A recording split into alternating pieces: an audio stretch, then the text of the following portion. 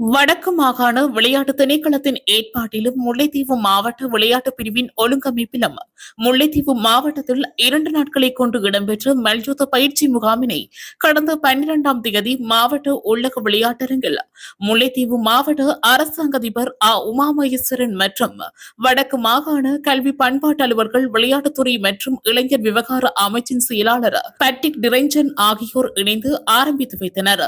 வடக்கு மாகாண விளையாட்டு திணைக்களத்தின் குறித்தொதுக்கப்பட்ட நிதி ஒதுக்கீட்டில் 60 மல்யுத்த வீரர்களுக்கான பயிற்சி நெறிகள் முல்லைத்தீவு, வவுனியா, மன்னார், யாழ்ப்பாண 60 வீரர்கள் கலந்து கொண்ட நிகழ்வில் முல்லைத்தீவு மாவட்டத்தில் 50 வீரர்கள் கலந்து கொண்டிருந்தனர்.